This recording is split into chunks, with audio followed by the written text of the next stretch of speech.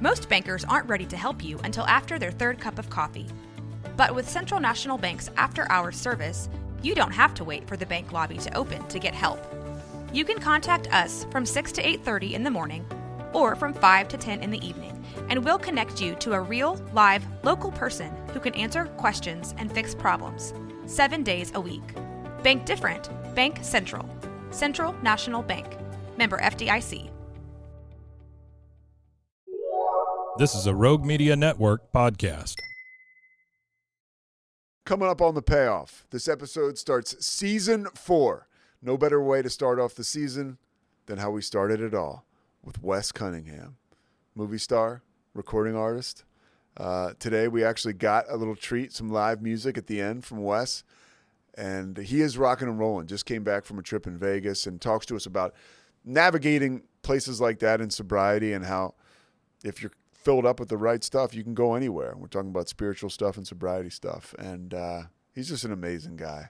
And this is an amazing conversation. But first, Kevin Souza.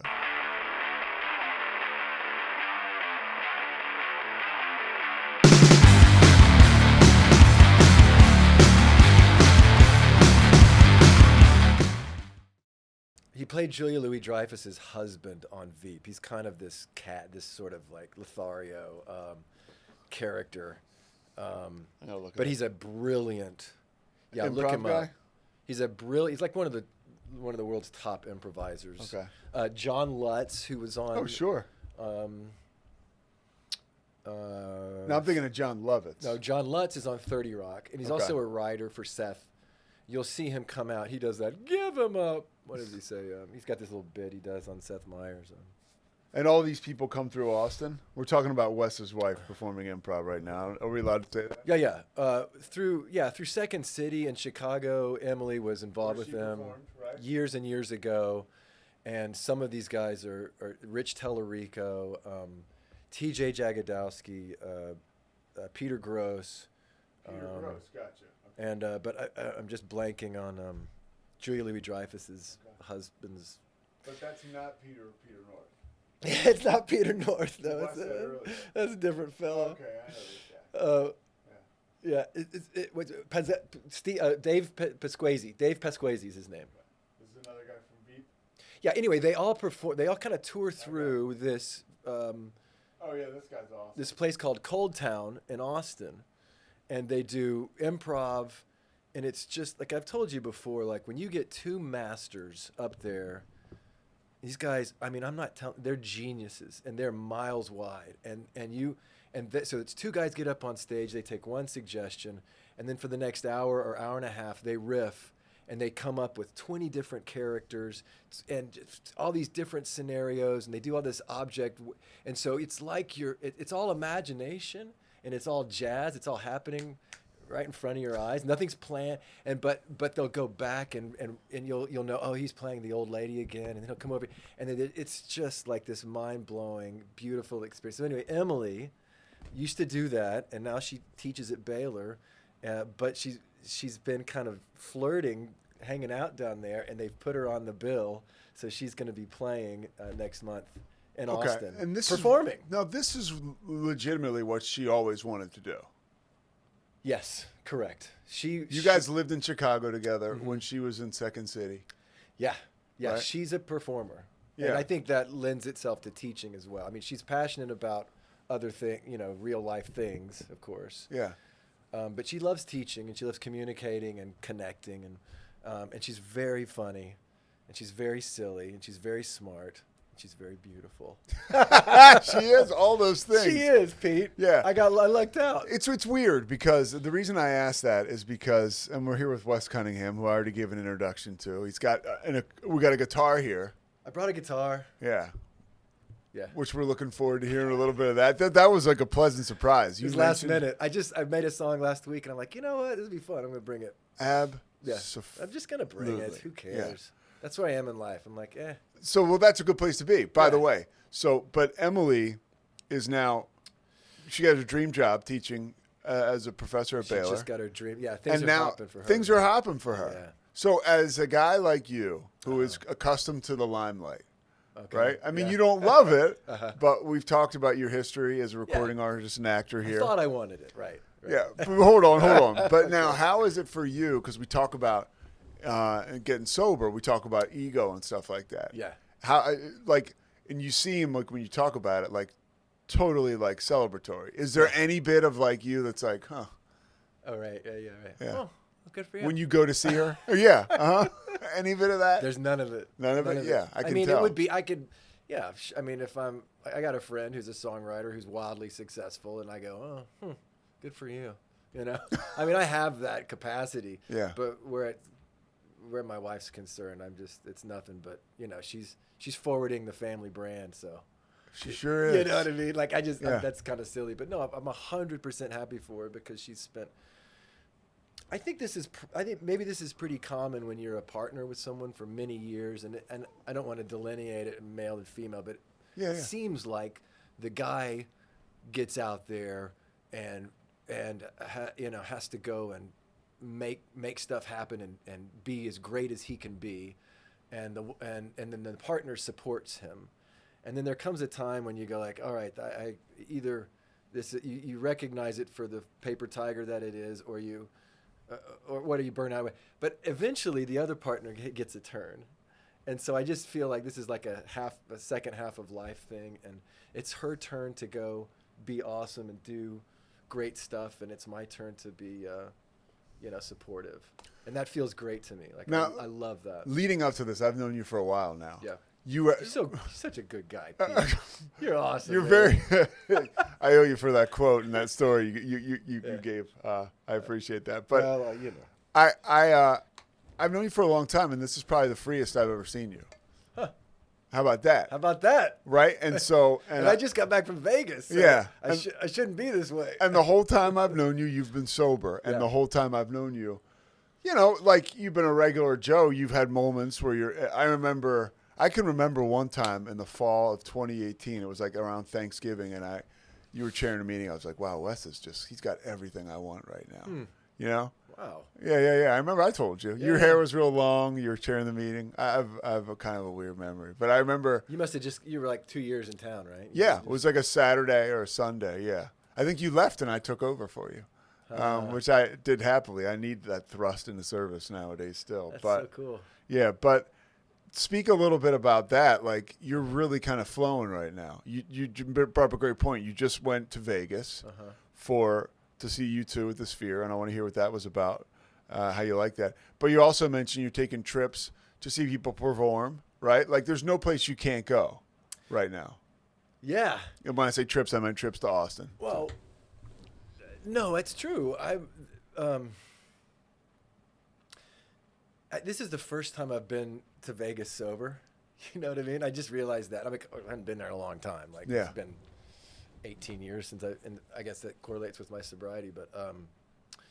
But it was so cool to go to this place and to see the wild, just representation of humanity. You just have despair and wild creativity and serious beauty, and then just total fake. And it's just, the whole thing is there.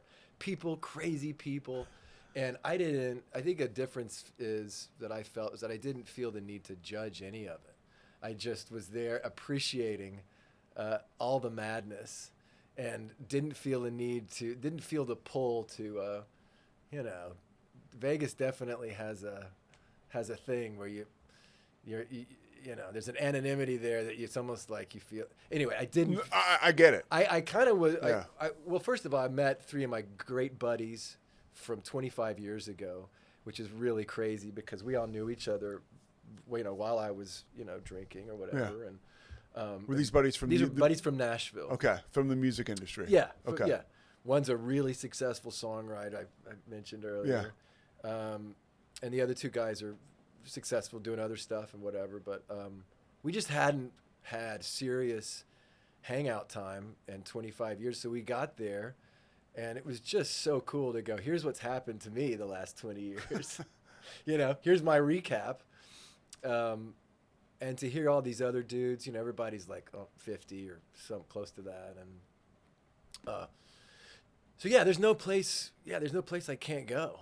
You No, know, that's there's no place amazing. I can't go. Dude, And- that's amazing because Yeah. I talk about it when I first got sober. I really didn't know what the future was going to hold. I had heard people talk about this is going to be so freeing for you down the line. You just have to kind of do what you need to do now. You know what I mean? Like if you're not spiritually fit to go somewhere, if you're not, if you're really obsessing about a drink, then you probably shouldn't go to a bar tonight. Right. But at some point, the magic starts to happen and the obsession is lifted.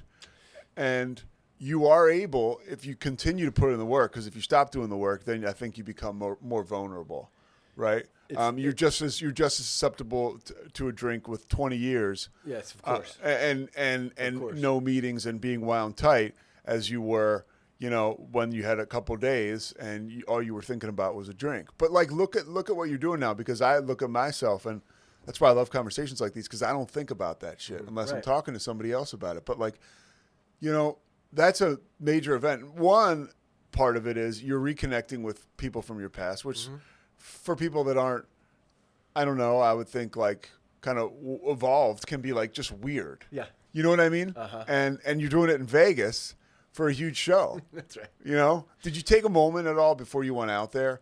Is That's there what I want to anything say. you That's did? what I want to say. I Yeah. did. I did spend time, conscious time, sitting and asking for just that freedom that we get in this deal, where you just show up to be of service and to not have it be about you, and to just I really did. I was like, God, just come with me on this deal, and I really was like grounded and joyful the whole time. And I think it has a lot to do with getting sort of spiritually fit, right, before I went. Yeah. And having that expectation. But I'll say something else. And this again speaks to that freedom, is when I'm working with, and this just happened, I just started working with another dude. When I say working, I'm not like a good sponsor, dude. I'm like, I'm not like, we'll read I feel like, dude, 64 through 80, and then report back, and then I want you to make a list. and I want you're you not unique in that. Like, Yeah, right, I yeah, feel that's like true. I'm a shitty sponsor. I talk to Murph all the time. Yeah. He says that he's not Yeah, but good. he is a great sponsor. Well, I told and this you are guy- a great sponsor, and I'm a bad sponsor, right? That's what he does. This That's guy- how I feel. This guy said, well, what do I do next? And I go, well, you should probably get a sponsor. Look for somebody. And he's like, well, what about you? And I go, I'm kind of a shitty sponsor. He's like, well, I wouldn't know the difference. And I go, okay. And then of course, right after I read that thing about how Bill Wilson was going around trying to get people out of hospitals, get them sober, and his wife, and Lois said he's frustrated because no one was getting sober. And she says, well, yeah, but you're staying sober. And so what I want to say is, and it's just occurred to me in the last couple of weeks, like when I'm working with, or when I'm just sitting with another alcoholic, and my intentions are not for anything selfish, like anything to further, if I am genuinely like, I'm here to give away what I got, no matter, I don't care how it lands or how it results, that's my job. When I'm doing that, I am the freest I can be. Like I can't do anything wrong. I can't say anything wrong. I can't say the wrong thing. You know what I mean? Like when I'm working with, if my heart's in that spot, then I'm just totally free. And because it's not about me. And that's that whole thing that I resonate with it in the Bible, where it's like when two or more are gathered, in my name. In my name. In God's Yeah. name, then I'll be there. Yeah. And the idea is so I don't know. That was kind of a revelation I had, that it kind of makes me want to be more in that world where I'm showing up. I mean, of course, you never want to go, but then after, Dude. and No. then and during, you're like, oh my gosh, I'm experiencing. God shows up, Yeah. and that's when the magic happens. That's when you're in that space. That's when the magic happens. So I was doing work with the sponsee. I only have one, right? And I owe him a phone call. yeah. Just to get everything on the table. Like I'm not some great sponsor, obviously, but we were doing a fifth step, right? Yeah. And he was going through his inventory, and about an hour and a half in, I was like, all right, like I started thinking like, all right, clock, just because I'm fucked up like that. I have nowhere to go. I'm just like, it's my father comes out of me, right? Like Wrap it up. Yeah, wrap it up. Time to go. All I'm trying to do is go home all the time. Because you're still a human being. Yeah. But I told myself in the moment, hey, this is a beautiful thing that's transpiring here. Get out of the way. Get out of And there. if this takes forever, that's fine. Yeah. And it, like, the magic really crept in, and it was like an amazing moment. We were right by the Brazos River, down by Cameron Park here, and I just got out of the way. Yeah. But it's all about, I was not about me anymore or where I had to go. And, like, it is not easy to get there, and it is like a daily thing that I have to practice. I was listening to a Sandy Beach tape, again, because I was, like, on the brink, right? I'm not, like, sitting here waking up listening to AA speaker tapes all the time. And he talked about the ability to, when you're in moments like that, to have the correct response, like how important that is. Like, yeah, I can always look back and be like, oh, I should have done it this way, even in sobriety. Or I can ask you about how your day is, and you can tell me something. I'll be like, well, and if you ask me, hey, well, maybe a spiritual way would have been to do it that way. But to do it, the power of doing that in the moment is amazing. And it can change your entire life if you can stack. I was just listening to a coach talk about stacking days. And if you stack enough good days, you're going to see incredible progress. Same thing with sobriety. Yeah, I mean, you stack those days and those moments, right? Yeah. Yeah, that was the attitude I took going to Vegas. I just met with that guy, and I was like, I'm just going to kind of keep this going and show up. And it was awesome, man. What was the show like? All right, give me a real critique. Because at the end of the day, it's this. This is from an outsider. I haven't been there. Yeah. My sister-in-law Patty has twice. Right? Oh, really? Yeah, she's loved it. Okay. But I've heard, look, dude, it's a residency. Yeah. Right? Yeah. And I don't know if you, as a musician, are you like, how do you look at those? So overall, it made me sad. But it was an amazing spectacle, and it was super fun to participate in it. I want to choose my words carefully, you know. Bono's not going to come for us. Yeah, dude. I don't. So just what you said, it was showbiz. Yeah. It was a Vegas review, and Bono and crew were sort of tongue in cheek, acting as if, you know, I'll be a circus master. You know, I'm the and he kept playing Elvis songs, and he kept he was self-aware, ironic about how he was the lounge singer, and this is Vegas, and so it lacked any sort of danger or any sort of passion. It was just kind of, the band was rote. I will say, the Edge or whatever. Larry Mullins wasn't there because I guess he's sick or whatever. But the rest of the other three guys played their own instruments without many tracks, and that was admirable, you know. But they were kind of it was kind of toothless, you know. I mean, they were up there kind of going through the motions, and it was really cool. Yeah. And I paid a ton of money, and I'd probably do it again.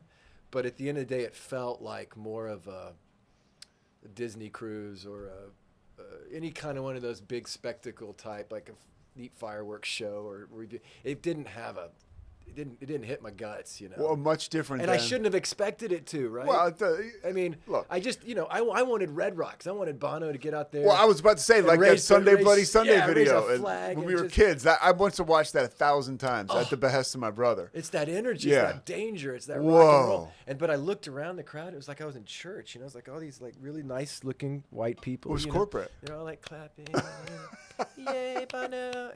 And part of that's me, like just being, you know, like I don't want to.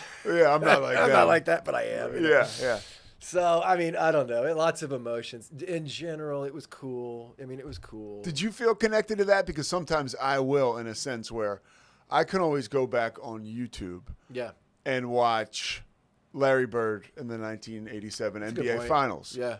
But if you see Larry Bird now, it's just a much different story. And he didn't even have to play basketball. I just see him, you know? It reminds you that you're, you know, Yeah. you've got your moment and then it's gone. And, you know, I mean, the whole thing was a little bittersweet, right? Yeah. Because, I don't know. What was the intimacy like?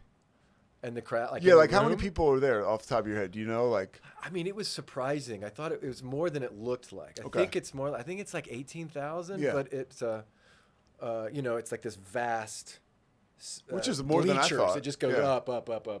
Yeah. And so the whole place is a screen, of course, and so you're you look up and there's the sun, and I mean, it's really exciting to Yeah. me. It's just like mind blowing. And at one point, you see the and you just see Las Vegas, and it's like you're looking out onto the Strip, and there's all these hotels, and it's like you're outside.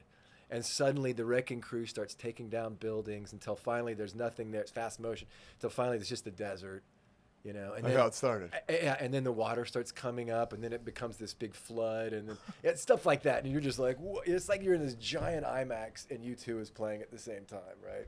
So of course it's cool. Great. My criticisms are nuanced because I Great know question the to thing. ask somebody of your age or my age. Was there a point in the time when you were like, all right, like when is this going to be over? Yeah. Yeah, I mean that's it happens, right? I would say, when is this song going to be over? Okay, Like I'm okay. ready for the next. They did Achtung Baby, which is a cool record, but I mean it's just kind of plodding. It's just Yeah. kind of. Did they play like a greatest hit, like the? That was the. So I think Bono before this did a little tour called Surrender. This is what I understand, and that he was much more passionate, and so that's the show I should have gone to see. You know what I mean? This one was. I had a little more teeth. Yeah, that's right. I had teeth. Yeah, had some conviction. Yeah. And it was cool, but it wasn't. It was cool. The best part was being with my bros. Yeah. And just talking it out, and Can I tell you too? Like, I take similar trips, right? Like where I get together with buddies from my past. Yeah. Right. 20 years ago. right. And I'm always amazed. Yeah. At how much fun I have being like the sober guy there. I mean, it fucking blows me away. There are nights because some of these guys will get feisty, because they know me so well. They're like literally like brothers, Totally. Guys from Richmond football, and so they'll break my balls. And as they break my balls, maybe they're getting drunk. So then I'm like, okay, like it's time to like. Yeah, get him an exit strategy. Yeah. Oh, hit the hotel. Let me tell you about this ball breaking thing my brother Michael did to me. This can push you to the edge. Okay. So I made a quick trip home to see my mother and my brother, right? Right. And this just lets you know where I am on the pecking order with just Really? about everything in life. Yeah. We take my mom out to dinner. The bill comes. I'm the youngest. I'm still looked at as like a toddler. Oh, I'll pay. Little Petey. Little Petey pays. So I pay. Why do you pay? Because I just want to pay because Okay, I'm the big okay. shot. I got it. You're the big shot. Okay, yeah. got it. Finally, this guy's got a fucking job. I got it. It's like so many years I was looking around the table. So It's karma. I get the bill. I tip over 20%, right? Like a there's bitch. 4 of us there. Well, hold on. So my mother and my brother, right? We know the people that own the restaurant. The bill, they start like eyeballing the check, right? Then my brother picks up the check and is looking at it, and my mom goes, post-stroke, Michael, do you have any cash to leave on top of that? I'm like, so I'm starting to get charged up, and he's like, yeah, I don't know. Like we know these people. I'm like, dude, it's over 20%. Then my sister-in-law, Mike's wife, who was a waitress for a long time, was like, maybe you don't know the restaurant business that well. I'm like, Tara, I work in the restaurant. So now everybody's coming down on me. KFC. Did you tell her that? Did you drop that? She knows. Okay. Everybody's it's the ball-breaking Super Bowl, right? So then I go to my brother. I'm like, that is bullshit. Yeah. For somebody to pick up a check and look at that like that, like Good for that you. never happens. Yeah. And he goes, you're right. It never happens to anybody else. But if I'm here and mom's here, it happens to you. It's big brother. And then for the rest of the night, he was like, gosh, you're so angry. Yeah. I can't believe this new side of you. So anyways, I did have to I turned it around pretty quick. Not in the moment, though. No miracle like Sanity B. I didn't handle it perfect. But you go back to your Turning it friends around. Yeah, after good. that long story. That's great. What are brothers for? Exactly. Some of the greatest moments I've had in sobriety have been with my old bros and having an amazing next level time and thinking to myself, I can't believe I'm doing this without alcohol or drugs. Yeah. Like I always thought that shit was a conduit to having this type of enjoyable session with my bros, and it's not. Sitting and laughing, right? That is the biggest fucking lie Yeah. you'll tell yourself when you're starting to get sober or when you're trying to get sober. It's like, I'll never have whatever again. Yeah. It's not true. Yeah. And it's not true. to be able to experience that is beyond where I ever thought I would be. It's true, man. One of these guys that went on this trip was like my best bud and one of my closest friends back in the day, and we kind of had it wasn't a falling out, but it was you know, when you go through something like you're bottoming out, when you go through that destruction of ego in early sobriety, people can't relate to it, and they just think, I don't know what they think, but some folks just go like, I don't know what that is. I'm out, kind of thing. Yes. And I don't fault this guy. Dude, I've had the he same was in his stuff own my place, life. and he's had his own issues, you know, and he's done his own work, and I was a little nervous about seeing him again because we were really tight, you know, and anyway, it was just great. Like I was coming down the elevator. I knew he'd be at the bottom of the elevators. I know it sounds really goofy. No, it does not. This is the kind of stuff I deal with.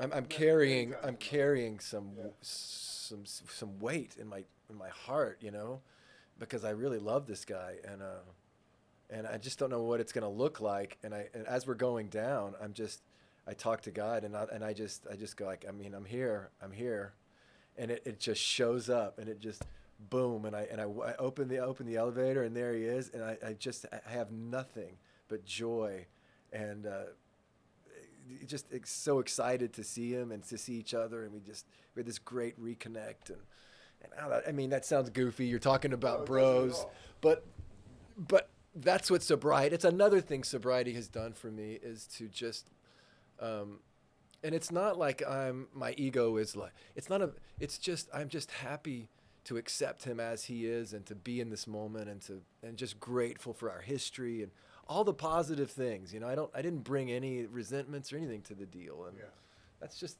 you know, that's just God doing for me what I can't do for myself, you know. So that's awesome. And there's when you talk about what can you bring, you know, like that's the ultimate test for me, or like the ultimate breaking free of like the bondage itself, right? Like, which again, I'm selfed up most of the time. Yeah. I just am, you know. And sometimes I'll think about doing inventory in my day, like, whoa. Yeah. I'm thinking about myself a lot. Single guy. Yeah. You know, no kids. I got a dog. Yeah. You know, I have several like things going, but like work obligations, and I have a girlfriend, but like. You got to make an effort. Yeah, totally. It's not right there in front of my face when I go home. It's not. Yeah, it's right. not. I get it. So I can. Get you don't have myself- dishes sitting there. No. You know, right? Because Yeah. I get it. So I would have dishes if we had a dishwasher, by the way. I wouldn't. Sometimes I do have them. You saying you want a dishwasher? Look, I'm not saying that. But You got to live there 5 years to get a dishwasher. There's a points program I can set you up on. Anything goes wrong, Wes is right there. So, and the place is awesome. Yeah, But yeah. I can be so selfed up that sometimes if you're talking to another alcoholic before you do something, Yeah. and hey, remember what you can bring, Yeah. not what you can take. Yeah. That's a major deal, because when you come down the elevator and you say that prayer, Yeah. then you're bringing this positive energy, this light to That's that right. experience. That's right. Where you're out of self and you're letting God do the work. And oh, by the way, I'm here. God does okay at his job. I mean, we're talking about God, whatever your higher power is, the universe, but like, Yeah, even in Vegas. yeah, he shows up, right? That's right. You know, like Kevin, our boy. I remember I was talking to him not too long ago Yeah.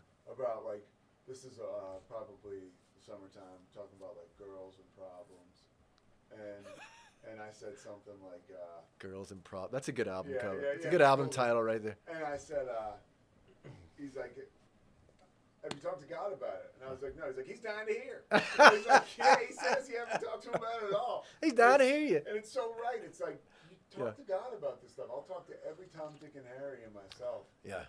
But, you know, if I bring that spiritual component into my life, it gets a lot easier. Your day's free. You're free. It's pretty awesome. I saw you pick up that book. What's in that book? So,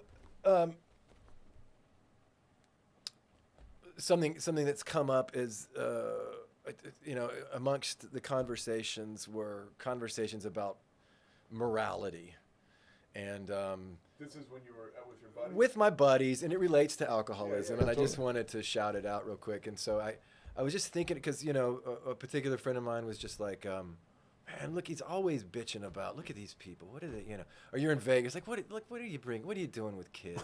Or just like, he's just got a problem with immigration. What are you doing? It's much funnier when somebody's on stage with a microphone and is actually funny with that shtick, because it can bring you down sometimes, right? It brings me down, and it also reveals my prejudices and my judgments, and anyway, so I just sort of randomly, you know how these random things happen, right? I picked this up. This is the best of Bill Wilson. It's just this little book, half chewed up. Where'd you get the book? Half chewed up by my dog. I have no idea where I got the book. Okay. But this one chapter is on love, and it's kind of what inspired this song. And it's the idea that we're not going to, you can't change your spouse or your partner or the people in Vegas or the immigrants or the Republicans or you can't change anything.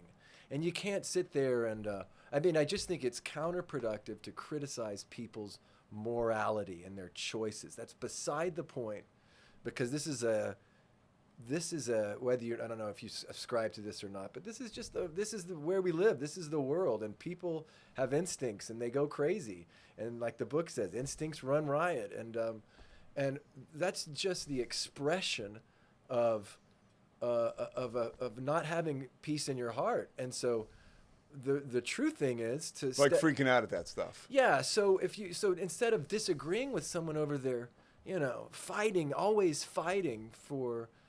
To be understood and to present the true side of things. If people would just go to church every day, whatever your thing is, this place would be a better place, And so I'm not putting it very well, but I texted my buddy, and I just maybe I said it better in the text. Let me just see, but the idea is, I think we spend too much energy decrying immorality. It's beside the point. This is a fallen world, and loving your enemy is the only thing that matters. And I said, justice is not love. God is. It's the work of the Spirit to change people's hearts, which will then change their morality or whatever else. You know what I mean? So it's like you're looking at the problem and not the solution. And where that relates to alcoholism is like that's what I learned in AA. Is not you got to get good to get God, but you got to get God to get good. Oh, y'all get that? I'm just kidding. I lifted it. I heard someone else say it. But anyway, so that sets up. I'm going to put the song if you don't mind. That absolutely. That sets up the song, and this might not even sound good. I don't care. I'm sure it's going to sound great. I don't. We got Mike Hamilton doing our sound. So, by the way, never been played, never been performed. This is really a Pete Sousa exclusive.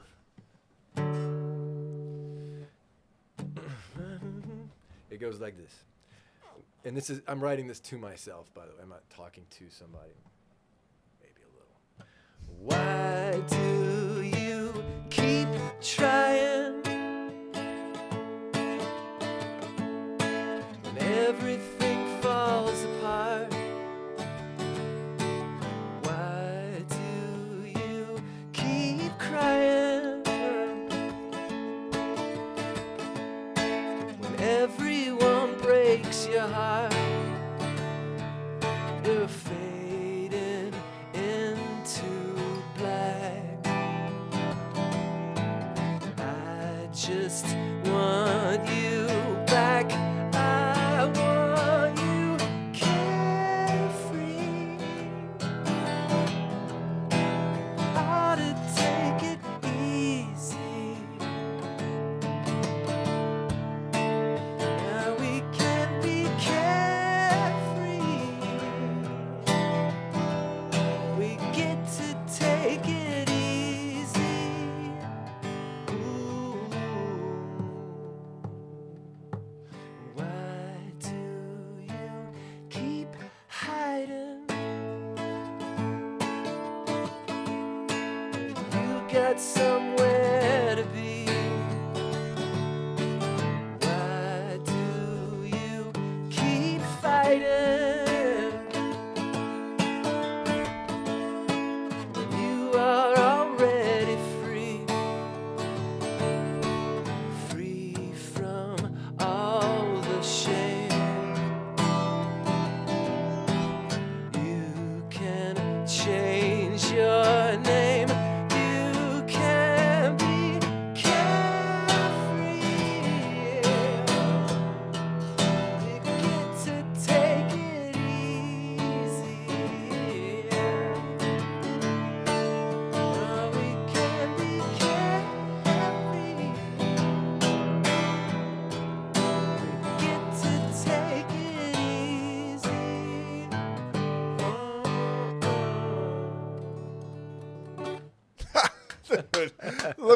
brought to the table today?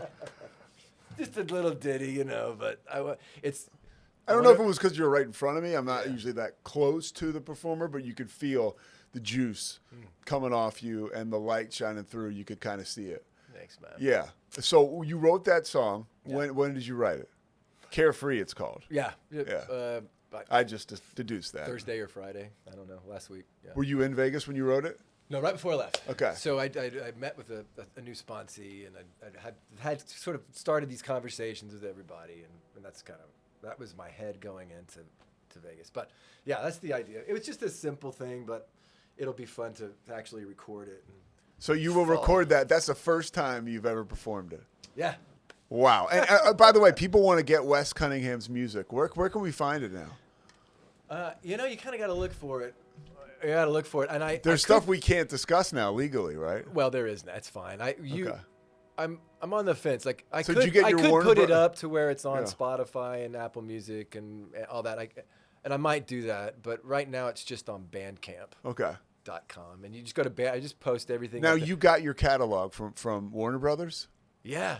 So you had a catalog that Yeah. you from back in what 99, 2000, 2001? Yeah, well the thing is I made 2 records for Warner's. One of them they didn't put out, and that one I never released because we talked about this before. No. But I was able to dig around and find out that that nobody wants it, so I can put it out. Because a buddy of yours sent it to you.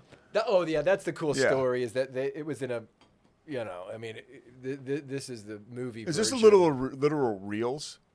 Yeah, they were literal. Well, they were ADATs. Yeah. But they were also reel-to-reels, like 2-inch tapes. But it was in a storage unit in Nashville, and they were closing down the unit, and they found these tapes, and they're like, somebody come get. I'm not freaking Brian Wilson or anything, but I wanted to save that. Yeah. The masters. So I drove to Nashville. And then they put him in my closet for a couple of years. And then just last couple of months ago for my wife's 50th birthday, I sort of unearthed them and put them up online. And so they're not available. You can't stream them.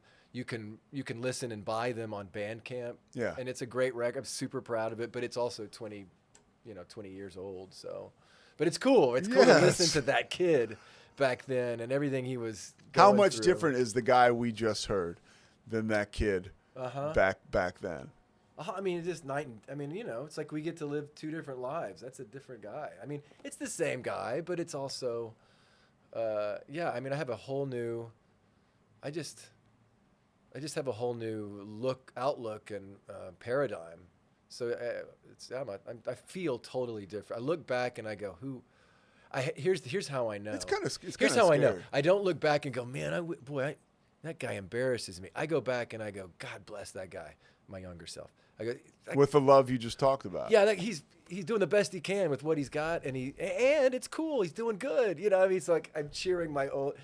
In the past, I would if I ever found an old record that I made that I was embarrassed about, I'd trash it. That was my ego at work. Shame. Yeah, connected exactly. to it. Yeah. Yeah, I didn't want. I mean, yeah, that's. So anyway, I'm totally open to the old dude, and it's cool. I don't have any ambition to.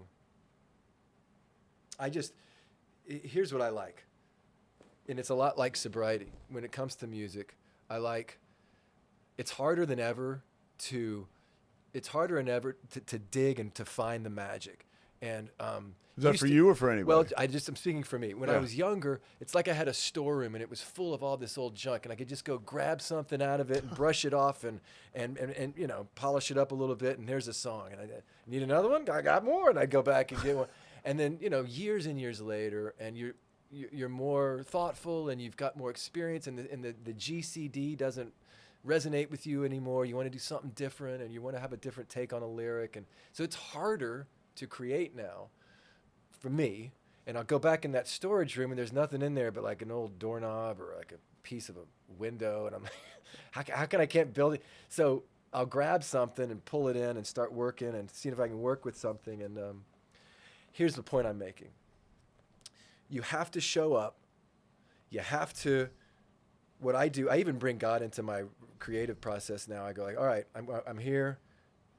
let's do something. Because I just love the feeling of making something out of nothing. I just love it. And so I go, is there anything good here? And I start messing around. There's nothing good. So I go, all right, maybe tomorrow. So I'll come back. But the point is I keep plugging away. And then suddenly you hit on something and you go, oh, there it is. Song's not even written.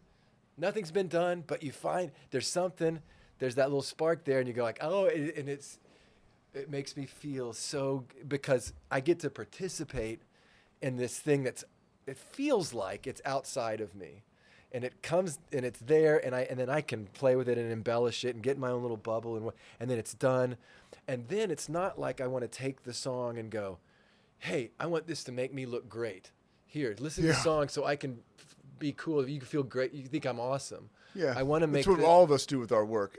But I want to. But it's sometimes. different. I have the song now, and I go, it's similar, but I want to go. I go like, look at this thing that I found. It's like I appreciate it, and I want you to appreciate it. I want to share it with you. Yeah, because I want to like share that it. was just an act of sharing what I felt like transpired Exactly. here. Yeah. That's what I want it to be now, more than check this shit out, man. I totally rocked it. What would you tell your younger self? Quit trying so hard.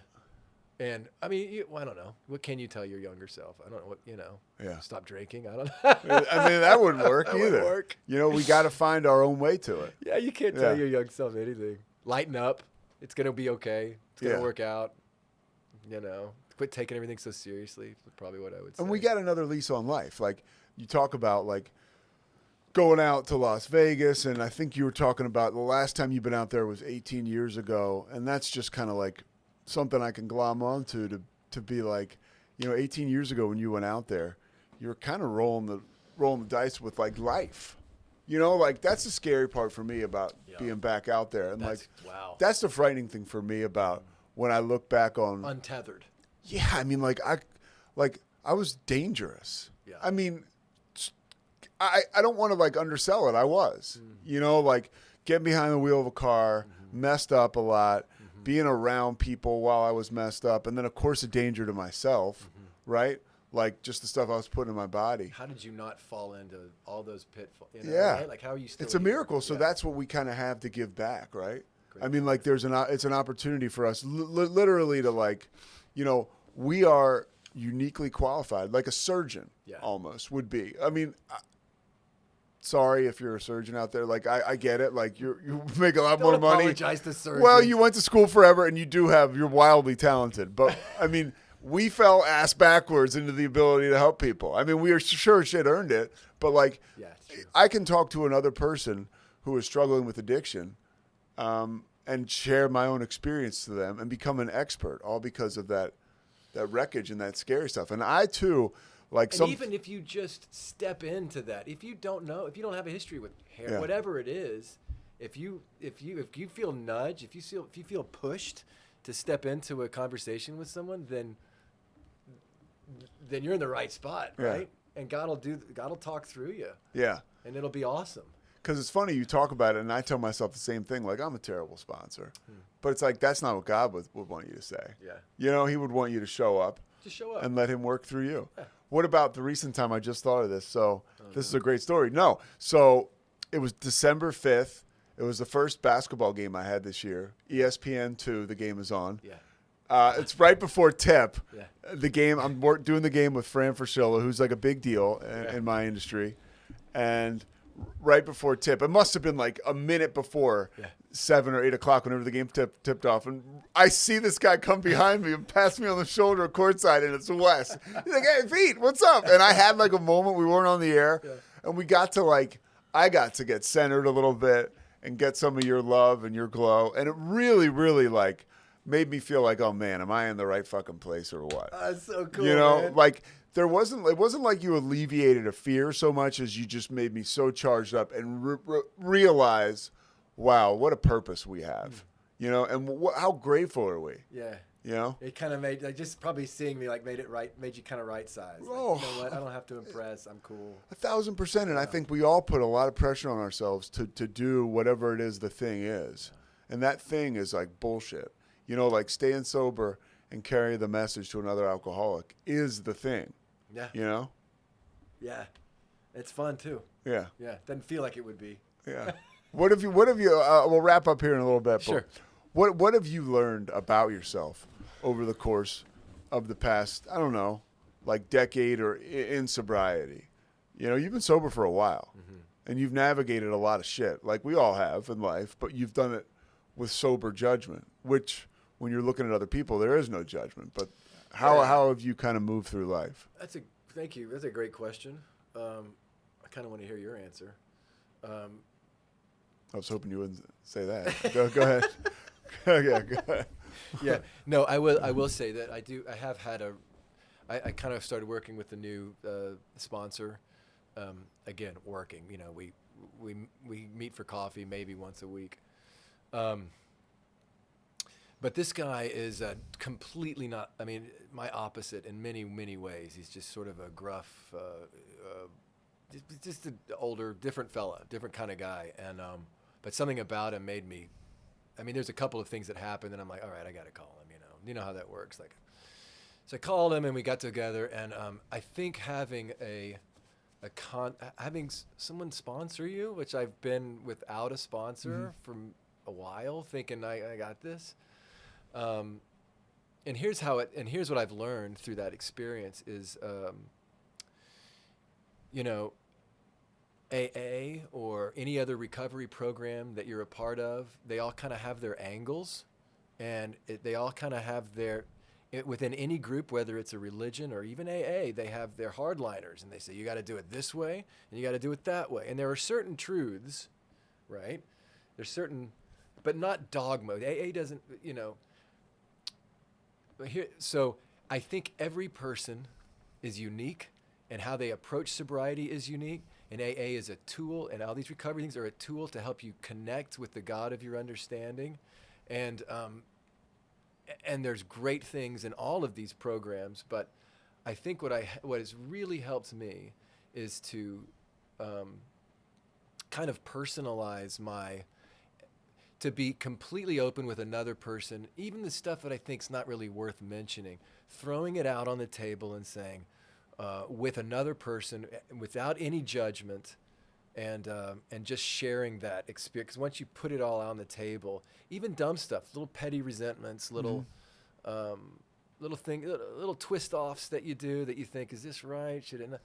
And I think if I were with someone else who was more of a black belt kind of sponsor that said, you're done, or you're doing wrong, and you got to do that. If it was more of a performative, do your homework, whatever, I would be kind of in a worse spot. I'd feel even worse about myself. But I got this guy who's like, yes, and he's like, great, what's going on? As long as you keep your contact open with God, you can't go wrong. Yeah. Right? Like that's drinking non-negotiable.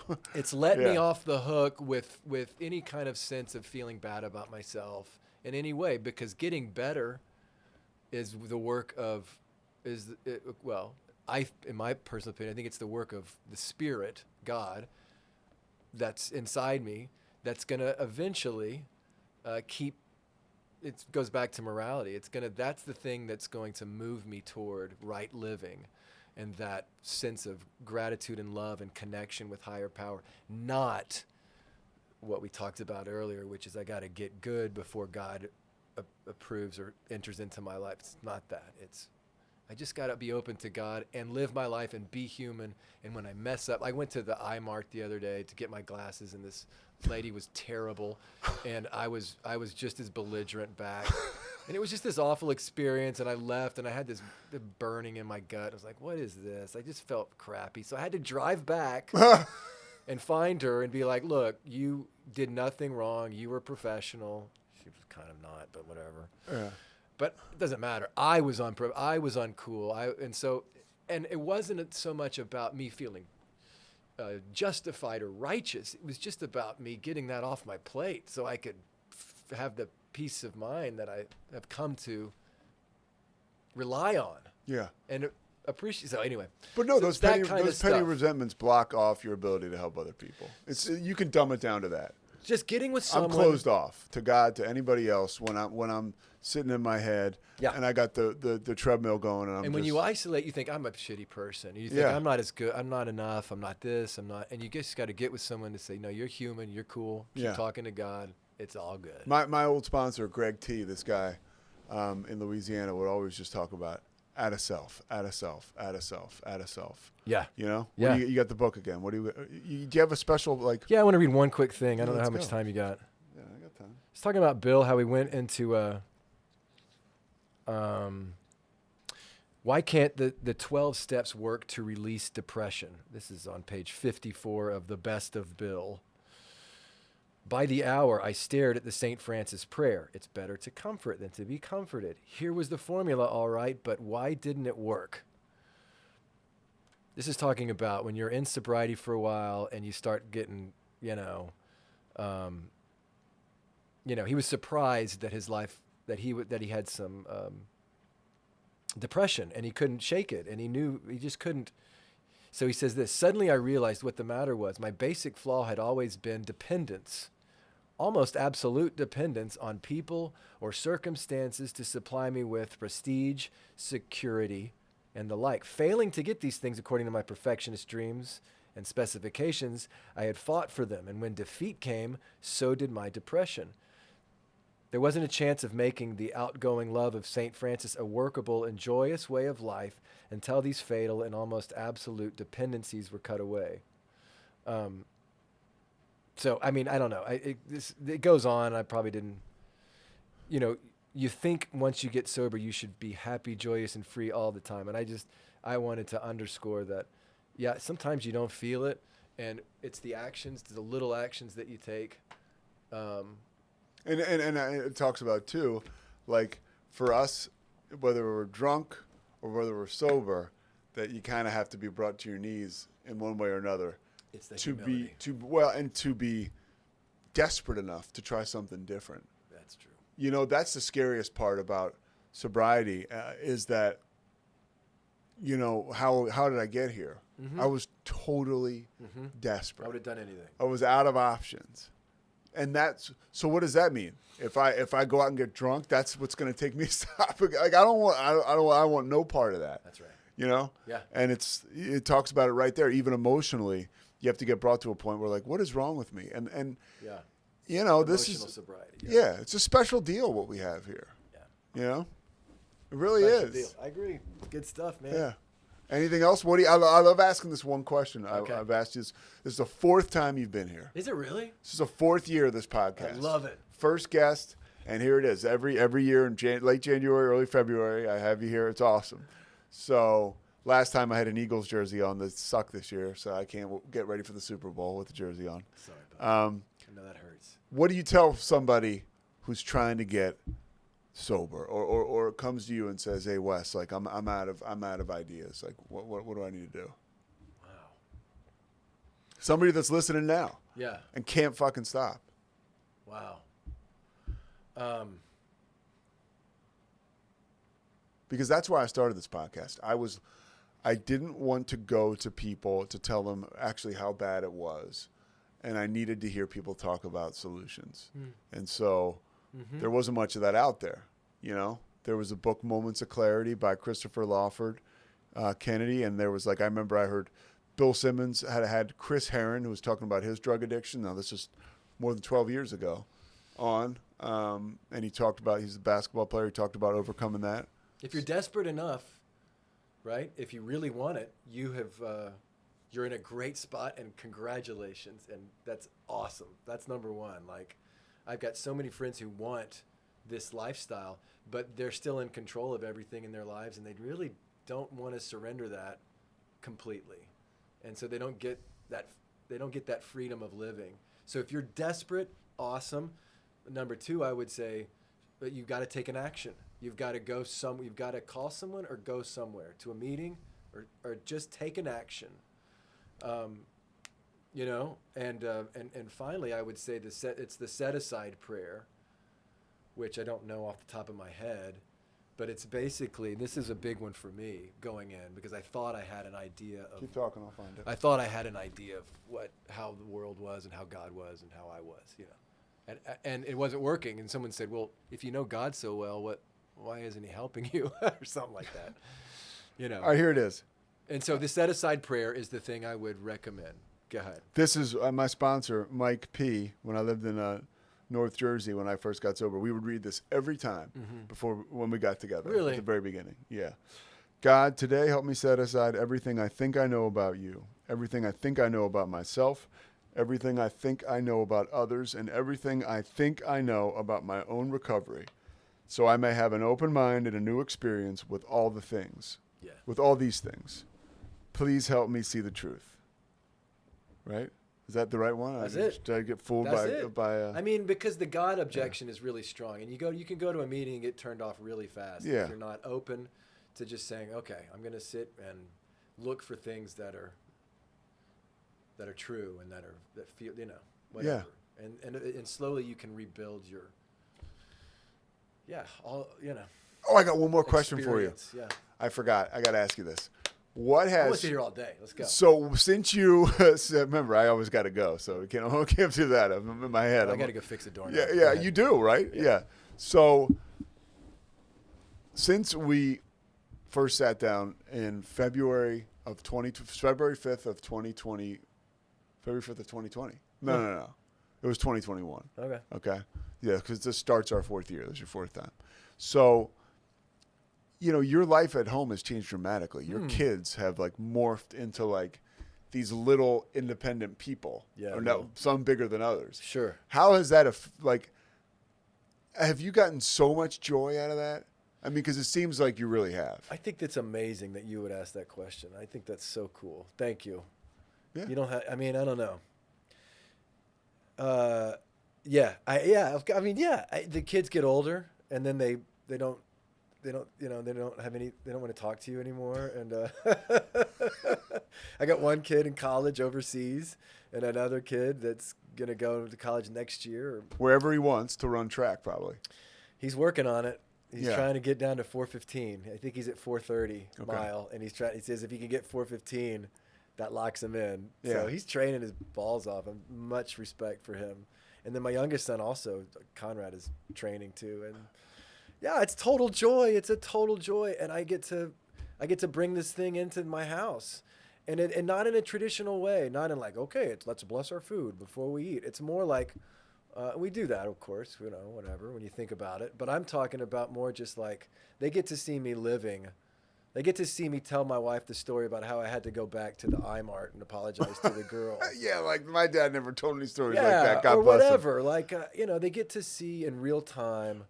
And the truth is, before my eldest kid went off to school, I took him to a meeting, and I was like, "Look, this is." I remember. This is in your blood. This is in your granddad's blood, and you just got to be careful, And I know he's off having pints and talking about important things, with all his friends, and I think that's great. But I just wanted to make him aware that, and so my kids know where I stand with my faith and who's one that provides us with the money and the house and the food and the cars.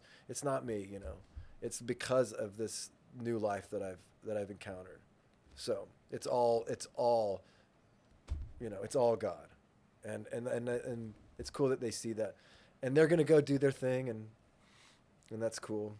At least I still have Emily when they all leave, and my dog, my new little dog Tuco. Have you met Tuco? No. Oh. She brings Tuco over to hang out with Sadie sometime. You could always bring Tuco in here. Tuco's little, but he's ferocious. He lives up to his name. He's named after the Breaking Bad character. I've never seen Breaking Bad. Oh my God. Front to back. No. What? Right. Greatest show all time. Is it really? I'll tell you what show is awesome. Okay. I'm happy I have a little bit of a platform to talk about this. Okay. Griselda on Netflix. Unbelievable. Griselda? So it's about Griselda Blanco. She was a drug queen pin. Female, obviously, and she was from Colombia. No, hold on. She's from Colombia. Yeah, well, duh. She's from Colombia. Yeah. She was involved in drug trafficking and drug distribution in New York State and Colombia. Yeah. And then she ultimately set up shop in Miami, and just like it really set off a lot of like just that cocaine lifestyle in America. She found a way to get it to people like me and you when before it was just going to like maybe you would say like the underbelly of society, right? People that were off the grid in like the late 70s. And when it was pumped into like this high society, it went crazy. And she was out of her mind. I mean, like the way the story is told, you know, you're kind of like a Tony Soprano at the beginning. I mean, this is all factual. You don't have to look it up. But like, or you can look it up. But it's like, wow, this woman was trouble. Yeah, Sofia Vergara plays her. It's her best performance, a tour de force for Sofia Vergara. I highly recommend it. So you got to watch it. It's only like 8 episodes. I got to finish it up. Great, I'm being a good guy, like going in lockstep with my girlfriend. Right I love now. it. So Christy, you got to pick it up, dude. Okay. Yeah. Dude, I'm in. I need a good show. I'm ready. Well, dude, I can't thank you enough. I can't thank you enough. Yeah, you helped me set this thing off, and honestly, this is the best conversation I've had in a while. Let me tell you, You've said 3 it all. different people in the last couple of weeks have called me Pete at our meeting. I mean, that's a tribute to me. That is a tribute to me. Really? They call me Pete. They're like, hey, well, thank you, Pete. Great share, Pete. That's humbling for me. Not I a don't tribute even to correct him. I'm like, you're welcome, buddy. me. Yeah, I've had that happen to me too. Yeah. I'm like, you got it, man. Yeah. Yeah, I'm Pete. We're both tall white guys. That's, you know. That's right. I like to think you're the handsome one. You know, it's true. You're a movie star. We're playing ball. You said where are you going? You're I'm going to Denton. I got a basketball game tonight. Crackers. Yeah. All right. I got a basketball game tonight, and then I have 3 games in 4 days. Tonight, tomorrow night, and then I'm off Friday, and then I'm back here. How do you do all that homework? You got to know all the players. That's a lot of work. Just like one day at a time, dude. Yeah. Just like I'm. Luckily, the ESPN does a good job. They'll stick me on like the Big 12 most of the time. So I have Baylor and Iowa State on Saturday. I've seen them both before. Oh, you're doing that on Saturday? Yeah, great game. And then, but tonight I have. Where's that in Iowa State? That's at Baylor. It's Oh, in no Waco. kidding, it's gonna be here. Yeah, 8:00 ESPN 2 if you get a chance to We'll watch. try to get tickets. Yeah. I mean, come on, you're courtside usually, but this. No, I was at Fluke. Have you been to the That was first? a total Have you been fluke. to the Foster Pavilion yet? Yeah. What do you think about it? Baylor's new arena. I love it. I Yeah. thought it was great. I have a problem since I'm glad you brought it up. When I watch the game on TV, do you know what I'm saying? Oh yeah. Okay. Well, I didn't know if I was the only people one. that don't know, I haven't talked to anybody, but the it's arena. terrible. The camera, the shot, the wide shot is pretty high. You can't even get into the game. I can tell you from the folks at ESPN that was not their intention. They wanted it here, like in a location where it makes sense for television, and this is allegedly, right? This is as I was told, and then it just Baylor, sold the seats, and we live in that world where we're going to put up a little. My prediction. All the more reason to go to the game because to watch it is no fun. My prediction is that it will. That is this. It'll change. Yeah. Okay. Those tickets were sold to somebody paying who knows how much money. Oh, I see. They'll figure it out. Yeah, they will. I imagine they will figure it out. Look, That's man. good. I'm glad I'm not crazy. I was looking. I was like, this is. Am I crazy? I haven't talked to anybody about it. But I just realized it just looked like it was.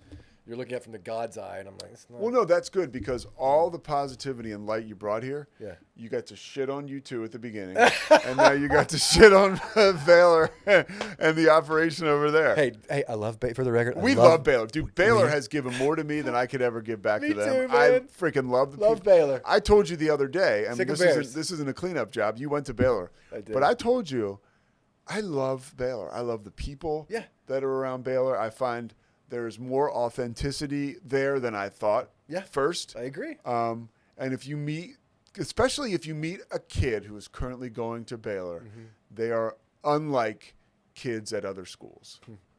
Bottom line, they are like super pleasant. In all my experiences, I'm saying all. I mean, I'm sure there's some sharp turds kids. out there, but positive kids. Yeah. Like it's pretty cool. Yeah, it's cool. All right, sick 'em. I'm done. Sick 'em. Way to go, Wes. Thanks, Thanks, man. buddy. Mike, can you come in and take a picture?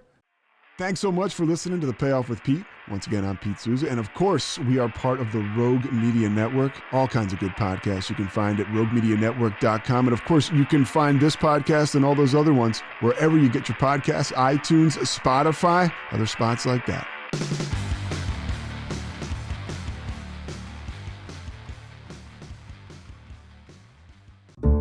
This has been a Rogue Media Network production. Bye.